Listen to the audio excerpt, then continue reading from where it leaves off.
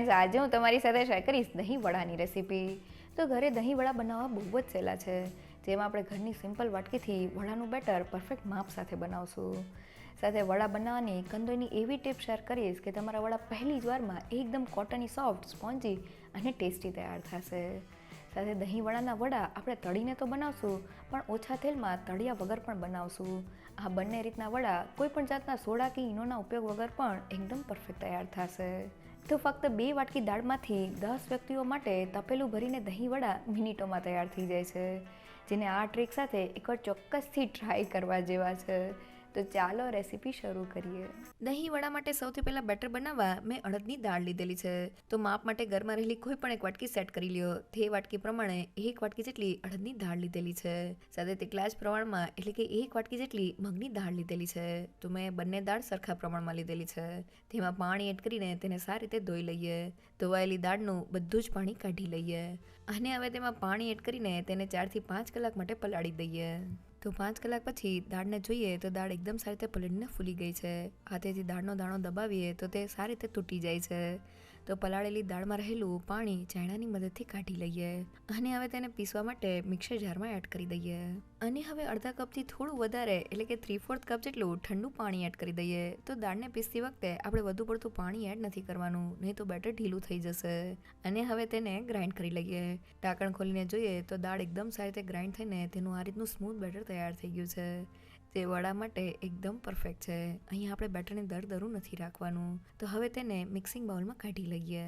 અને હવે ગ્રાઇન્ડ થયેલા બેટરને હાથની મદદથી 2 મિનિટ માટે ફેટી લઈએ. તો વડા બનાવતી વખતે આ પ્રોસેસ સૌથી ઇમ્પોર્ટન્ટ છે. બેટરને ફેટવાથી તે થોડું લાઇટ અને ફ્લફી તૈયાર થશે, જેનાથી સોડા કે ઈનોના ઉપયોગ વગર પણ આપણા વડા એકદમ સ્પોન્જી અને જાળીદાર તૈયાર થશે. તો લગભગ 2 મિનિટ જેવું થઈ ગયું છે અને બેટર એકદમ સારી રીતે ફેટાઈને આ રીતનું ફ્લફી તૈયાર થઈ ગયું છે. બેટરની કન્સિસ્ટન્સી તમને બતાવું તો બેટર આ રીતનું મીડિયમ થીક અને હાથમાંથી ભજીયા પાડી શકાય તેવું છે. જો આ સમયે બેટર ઢીલું લાગતું હોય તો 1 થી 2 ચમચ જેટલો રવો એડ કરીને બેટરને પરફેક્ટ કરી લેજો. તો હવે તૈયાર થયેલા બેટરને ઢાંકીને ફક્ત 15 થી 20 મિનિટ માટેનો રેસ્ટ આપી દઈએ.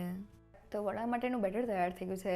આ બેટરને મેં અડદની દાળ અને મગની દાળ સાથે બનાવેલું છે. બેટરમાં આપણે બંને દાળનું પ્રમાણ સરખું લેવાનું છે.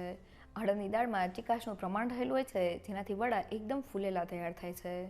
જ્યારે મગની દાળથી વડાના બેટરને એક બાઇન્ડિંગ મળે છે અને તેનો સ્વાદ પણ વધી જાય છે. સાથે પલાળેલી દાળને જ્યારે આપણે પીસીએ ત્યારે આપણે તેને એકદમ સ્મૂથ પીસવાની છે.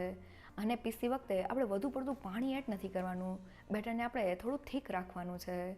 સાથે એકવાર આપણું બેટર પીસાઈ જાય એટલે આપણે તેને 2 મિનિટ માટે ફેટી લેવાનું છે. બેટરને ફેટવાથી જ તે એકદમ લાઇટ અને ફ્લફી તૈયાર થઈ જશે. અને ફેટાયેલા બેટરને આપણે 15 થી 20 મિનિટ માટેનો રેસ્ટ આપી દેવાનો છે. બેટરને બસ થોડી વાર માટેનો રેસ્ટ આપવાથી તેમાં થોડો આથો આવી જાય છે અને તે એકદમ સારી રીતે ફૂલી જાય છે, જેનાથી કોઈ પણ જાતના સોડા કે ઈનોના ઉપયોગ વગર પણ આપણા વડા એકદમ પરફેક્ટ તૈયાર થાય છે. તો હવે બેટર સાથે વડાને બનાવી લઈએ. તો લગભગ 15 થી 20 મિનિટ જેવું થઈ ગયું છે અને બેટરને જોઈએ તો બેટરમાં એકદમ સરસ જાળી તૈયાર થઈ છે. બેટરને આપણે સ્મૂથ પીસી લેશું અને બસ તેને થોડી વાર માટે રેસ્ટ આપી દેશું તો વડા પરફેક્ટ તૈયાર થશે. તો હવે બેટરમાં સ્વાદ પ્રમાણે મીઠું, 1 પિંચ જેટલી હિંગ, 1 ચમચ જેટલું જીરું અને 1 ચમચ જેટલી લીલા મરચાંની પેસ્ટ એડ કરી દઈએ અને મસાલાને બેટરમાં મિક્સ કરી લઈએ. હવે વડાને તળવા માટે મેં હાથની આંગળીઓને થોડી પાણીવાળી કરી લીધેલી છે. વડાના બેટરને હાથમાં લઈ લઈએ. હવે મેં તેલને ગરમ કરી લીધેલું છે. ગરમ તેલમાં વડાને તળવા માટે એડ કરી દઈએ. તો વડાને જ્યારે આપણે તેલમાં એડ કરીએ ત્યારે ગેસની ફ્લેમ મીડિયમ રાખવાની છે. તો મેં કડાઈમાં સમાય તેટલા વડા એડ કરી દીધેલા છે. શરૂઆતમાં આપણે તેને પલટાવવાની ઉતાવળ નથી કરવાની. તો લગભગ 2 થી 3 મિનિટ જેવું થઈ ગયું છે. હવે કોઈ પણ ચમચીની મદદથી વડાને હળવે હાથે પલટાવી દઈએ. તો તમે જોઈ શકો છો કે વડા એકદમ ફૂલેલા તૈયાર થયા છે. હવે તેને બંને બાજુ ફેરવતા જઈને તળી લઈએ. તો વડાને તળતી વખતે આપણે ગેસની ફ્લેમ મીડિયમ રાખવાની છે. જો આપણે તેને હાઈ ગેસની ફ્લેમ પર તળશું તો વડા અંદરથી કાચા રહી જશે. તો મીડિયમ ગેસની ફ્લેમ પર લગભગ 9 થી 10 મિનિટ જેવું થઈ ગયું છે. અને તમે જોઈ શકો છો કે વડા એકદમ સારી રીતે તળાઈને ઉપરથી ક્રિસ્પી અને ગોલ્ડન બ્રાઉન થઈ ગયા છે. તળાયેલા ગરમા ગરમ વડાને ઝારામાં લઈ લઈએ. તો આપણે એકદમ બજાર જેવા દહીં વડાના વડા તૈયાર થયા છે, જેને બનાવવા એકદમ સહેલા. અને હવે ઓછા તેલમાં વડાને તૈયાર કરવા માટે મેં અહીં અપે પેન લીધેલું છે. તેની કેવિટીમાં થોડું તેલ એડ કરી દઈએ. અને હવે વડાના બેટરને હાથની મદદથી કેવિટીમાં એડ કરી દઈએ. અને હવે ગેસની ફ્લેમ ધીમી કરીને વડાને નીચેની બાજુથી કૂક કરી લઈએ. તો લગભગ 5 મિનિટ જેવું થઈ ગયું છે. હવે વડાને હળવે હાથે પલટાવી દઈએ. અને બીજી બાજુથી પણ કૂક કરી લઈએ. તો લગભગ 8 થી 9 મિનિટ જેવું થઈ ગયું છે. હવે વડાને બંને બાજુથી પલટાવીને જોઈ લઈએ. તો વડા બંને બાજુથી એકદમ ક્રિસ્પી થઈ ગયા છે.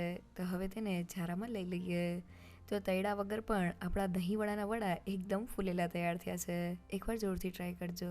તો ફક્ત 2 વાટકી દાળમાંથી થાળી ભરીને આપણા વડા તૈયાર થયા છે. એક વડાને હાથેથી તોડીને જોઈએ તો વડા અંદરથી એકદમ કોટની સોફ્ટ અને જાળીદાર તૈયાર થયા છે.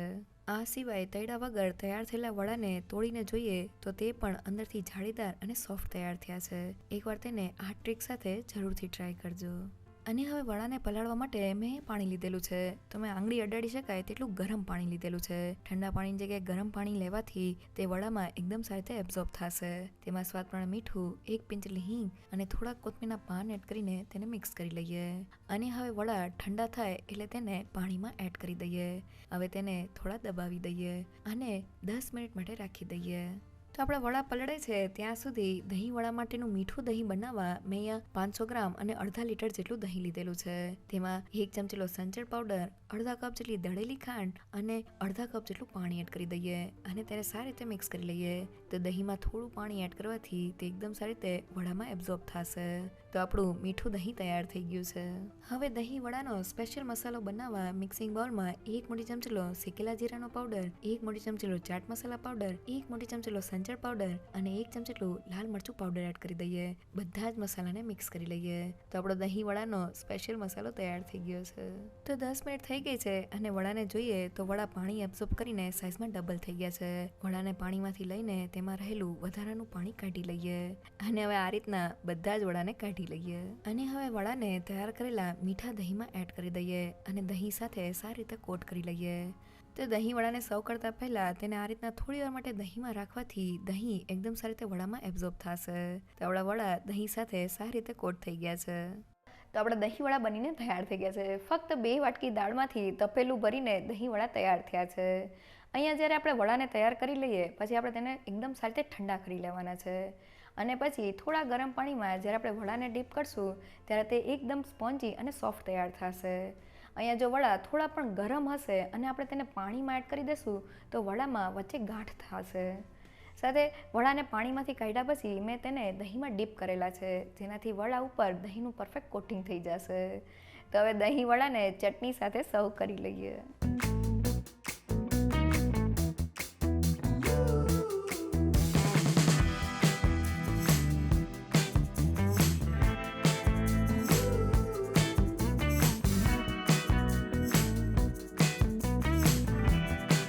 તો જોતાં જ ખાવાનું મન થઈ જાય એવા આપણે એકદમ ટેસ્ટી દહીંવડા બનીને તૈયાર થઈ ગયા છે.